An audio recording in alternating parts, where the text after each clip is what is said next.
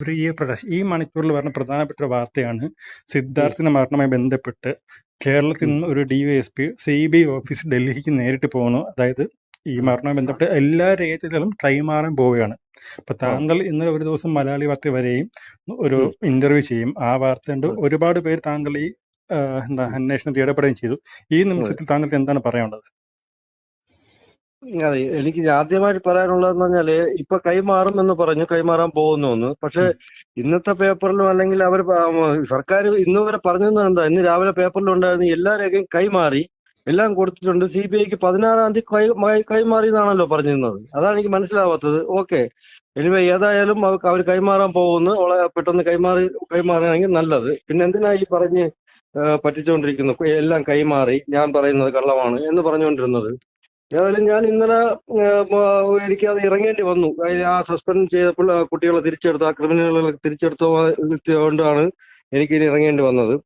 ഞാൻ താങ്കൾ പറഞ്ഞ ഇന്റർവ്യൂവിൽ പങ്കെടുത്തപ്പോൾ എനിക്ക് പറയാനുള്ളത് തുറന്ന് പറയാൻ പറ്റി. ശരി, അത് മുഖാന്തരം എനിക്ക് ഗവർണറെ കാണാൻ പറ്റി, എല്ലാം ചെയ്യാൻ പറ്റി ഇന്നലെ ഒരു ദിവസം കൊണ്ട്. അത് നല്ലൊരു മൂവ്മെന്റ് ആയിരുന്നു എനിക്ക് തോന്നുന്നു.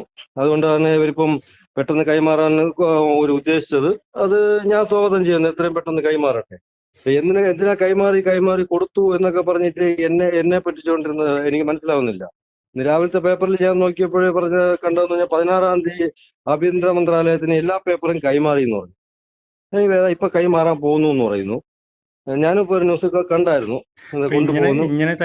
ഇന്ന് തന്നെ പേപ്പർ അവർക്ക് അയച്ചു കൊടുക്കാതെ വിമാനത്തിൽ DSP ഡൽഹിക്ക് നേരിട്ട് പോയി ഈ രേഖകളെല്ലാം കൈമാറുകയാണ്.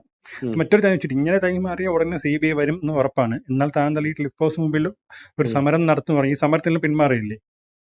ഇല്ല, സമരത്തിൽ നിന്ന് ഞാൻ അങ്ങനെ പിന്മാറാൻ പെട്ടെന്ന് അങ്ങനെ ഉദ്ദേശിച്ചില്ലല്ലോ. CBI വരെയാണെങ്കിൽ താങ്കൾ സമരം ഞാൻ അത് മാത്രമല്ലല്ലോ പറഞ്ഞത്. വ്യക്തമായി താങ്കൾക്ക് വേണമെങ്കിൽ ബാക്കിയുള്ള ആ ചാനലിലോ അല്ലെ ബാക്കിയുള്ള ചാനലിലോ കുറച്ച് പത്രപ്രവർത്തകർ ആരോന്നറിയില്ല പറഞ്ഞതും കൂടെ ഒന്ന് ശ്രദ്ധിക്കുക, ഒന്ന് നോക്കിയാൽ മതി. CBI അന്വേഷിക്കട്ടെ. CBI അന്വേഷണം വരുന്നതാണെങ്കിൽ സ്റ്റാർട്ട് ചെയ്താൽ ചിലപ്പോൾ ഞാൻ മാറി ചിന്തിച്ചിരിക്കാം. പക്ഷെ ഞാൻ പറഞ്ഞതിൽ കുറച്ച് പോയിന്റ് കൂടെ ഉണ്ട്. മറ്റു പ്രതികളെ പിടിക്കാൻ വേണ്ടി. അതെ, മറ്റു പ്രതികളെ CBI അന്വേഷണം പിന്നെ പ്രഖ്യാപിച്ച് എടുത്തു കഴിഞ്ഞാൽ പിന്നെ മറ്റു പ്രതികളെ പിടിക്കാൻ വേണ്ടിയിട്ട് ഞാൻ സമരം ചെയ്യേണ്ട കാര്യമില്ലല്ലോ. കാരണം പിന്നെ CBI കയ്യിലായി. ഓക്കെ, ഔദ്യോഗികമായിട്ട് അവരെ ഒഫീഷ്യലായിട്ട് കേരള കേരള പോലീസിന്റെ അന്വേഷണം വിഡ്രോ ചെയ്ത് കഴിഞ്ഞാൽ പിന്നെ ഞാൻ അങ്ങോട്ട് ഇതിനു വേണ്ടി സമരം ചെയ്തിട്ട് കാര്യമില്ല. അവരെ അറസ്റ്റ് ചെയ്യണമെന്ന് അതെനിക്കറിയാം. പിന്നെ CBIയുടെ ജോലിയാണ്. CBI ഏറ്റെടുത്ത് കഴിഞ്ഞാൽ ചിലപ്പോൾ ഞാൻ മാറി ചിന്തിച്ചിരിക്കും. ശരിയാ, ഞാൻ പറഞ്ഞതിന് ഞാൻ ആ വാക്ക് പാലിക്കും. ഇനി പോയിട്ട് വീണ്ടും ഡിലേ ആയിക്കൊണ്ടിരിക്കുകയാണെങ്കിൽ ഇപ്പൊ CBI എനിക്ക് അടുത്ത പ്രൊസീജിയർ എന്താണെന്ന് ശരിക്കും പറഞ്ഞാൽ അറിയില്ല. ഇപ്പൊ കൈമാറും. ഓക്കെ, കൈമാറിയിട്ട് പിന്നെ അടുത്ത പ്രൊസീജിയർ എന്താണ് ചിലപ്പോൾ പെട്ടെന്ന് എടുക്കുകയോ ഇല്ലയോ. എനിക്ക് ലോ ആൻഡ് ഓർഡർ ഒന്നും വലിയ പിടുത്തമില്ല, അതുകൊണ്ടാണ് പറയുന്നത്. പക്ഷെ അതിനിടയ്ക്ക് വെച്ചിട്ട് ഈ കുട്ടികൾ CBI ഓഫീസ് എന്ന് പറഞ്ഞ് അവർ പറഞ്ഞു രേഖകൾ കൈമാറി ഉടൻ തന്നെ വരാം. കാരണം അവരും ഈ രേഖകൾക്ക് വേണ്ടിയാണ് CBI വെയിറ്റ് ചെയ്തത്. അല്ല, അങ്ങനെ ഏറ്റെടുക്കുകയാണെങ്കിൽ ഞാൻ പറഞ്ഞ വാക്ക് പാലിക്കേണ്ടിയിരിക്കും. ചിലപ്പം ഇപ്പോ ഇതിന്റെ സമരത്തിൽ നിന്ന് ചിലപ്പോൾ പിന്മാറിയെന്നിരിക്കും. ഞാൻ ഉറപ്പ് പറയുന്നില്ല. അതുവരയ്ക്കും ഈ ബാക്കി ക്രിമിനലുകൾ വെളിയിൽ നിൽക്കുന്നു. അതിനെന്ത് സമാധാനം പറയുന്നു ഇപ്പോഴത്തെ പോലീസും ഈ ഗവൺമെന്റ്? ആന്റി റാഗിംഗ് സ്ക്വാഡുകാര് കൊടുത്തിട്ടുള്ള ആ ലിസ്റ്റ് വെച്ചിട്ട് ആ പെൺകുട്ടികള് ബാക്കിയുള്ളവരും അക്ഷയയുടെ കാര്യം പോട്ടെ, അക്ഷയരെ ഇതുവരെയും പ്രതി ചേർത്തിട്ടില്ല. പക്ഷെ ആന്റി റാഗിംഗ് സ്ക്വാഡുകാർ കൊടുത്തിട്ടുള്ള ആ പെൺകുട്ടികൾ എന്തുകൊണ്ട് ഇപ്പോഴും പുറത്തു നിൽക്കുന്നു? CBI അന്വേഷണം പേപ്പർ കൊടുക്കാൻ CBI പിടിക്കും എന്ന് നമുക്ക് വിശ്വസിക്കാം. ഉറപ്പ് പറയുന്നില്ല ഈ കാര്യത്തിൽ ഒരിക്കലും ഞാൻ.